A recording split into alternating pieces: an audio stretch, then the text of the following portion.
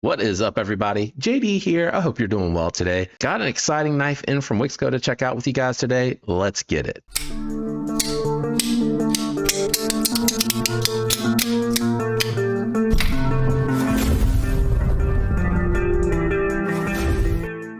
All right, this one is the Scort. I keep messing this name up, so I want to get it out of the way early on. It is a really cool budget-friendly knife. You have aluminum scales with the dark matter purple inlay. I've not seen this in person yet before. I really like that.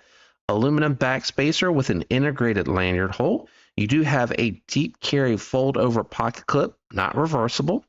And you have thumb studs and a flipper tab for deployment. Both work very well out of the box. Very, very nice. 14C 28N drop point blade.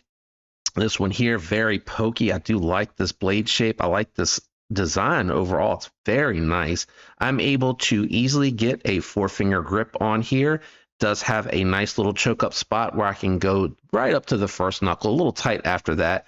But really, this is kind of like where my money grip is. I'm able to use the jimping here on the back, keep that thumb locked in, very easy to control. Got a big belly, and I do like the very thin nature and profile of this particular knife. Good access to the lock bar here, very smooth on the close, and the open is very satisfying. As I mentioned, very well tuned on that detent, super, super snappy. I did take it down to the garage to get some cutting on tape. This one here had a very nice, or has a nice factory edge. They did a good job with that, and it absolutely just moved through the cardboard like a laser beam. I mean, I don't know how else to put it. This thing actually cuts very well.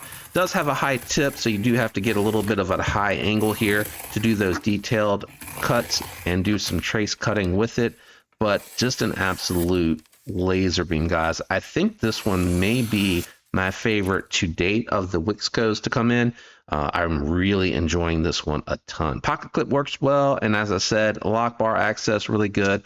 Just like the Axor, I think I'm saying that right, it's got a little bit of a late break. So when you get to it, it has a ramp. So here you are on the ramp. No, here you're on the ramp. And then here you're passing the ramp. At least I think it has a ramp. We'll have to check when I do the disassembly to make sure, but that's kind of how it feels to me. So I do appreciate the fact that it is very smooth. It is riding on ceramic bearings. These are caged. I did verify these are caged ceramic bearings. They look like Delrin bearings, so I do like that a lot. What I've learned with this one is just kind of let the flipper tab get down to your thumb by disengaging it from the backside if you like to let these drop, and that's where you'll be past the break. So just one complaint right out the gate: late break. You know, that's kind of late. I'd like the break to be at least there, and you see how much you'd have the thumb. It could drop down to the thumb and you'd be clear of it. From here, you got to really kind of, and that's why I also think that it's a ramp. Normally when it's not a ramp, it'll bounce back. So if you let it hit here, you're kind of in that ramp, but you can overcome it with a little bit of force, or just like I said, move to the back to disengage it. It is a nested steel liner lock that is mounted internally. That's how they're able to accomplish this very clean look on it. So I do appreciate those little attentions to detail. They don't try to make this flush. It does stand proud. And I think that's an easy way to keep the cost down on something like that with the inlay. You're not worried about trying to make it even. You're having it stand proud a little bit, kind of like what Chris Reeves does on some of their inlays. Not quite as pronounced, but it does stand proud. All right, let's go ahead and do some size comparisons for this one, guys. All right, here it is against my Manix 2 lightweight with applied weapon tech scales and bug out with applied weapon tech scales. As you can see, the Scort is larger than both. Let's do a couple more. All right, so I decided to bring out the siblings here. So we have the Wixco Axor, I think I'm saying that right, and the Drax. And as you can see, I think so far this has been the largest from Wixco that I've experienced in their budget lineup. Both of these are kind of a little bit smaller than the bug out. You can see there, a little bit smaller than the bug out, and then this one here, I would say comparable to the bug out as far as its overall size. but I thought it'd be interesting to kind of check that out to see where it is in the lineup. So if you have smaller hands, you might want to move towards the Drax and or Axor. But if you have medium and larger hands, probably the Scort is the way to go. Let's go ahead and clear these out of here, and we'll go ahead and check the weight on the Scort out. All right, scale out, cutting it on. This feels like it's close, like 3.8. Like somewhere in that range, 4.1, so a little bit more than I was thinking. The aluminum scales on top of the steel lock bar insert probably are why, and the size are why this is coming in at that weight. To me, this is still a very good weight. I would carry this every day, no issues.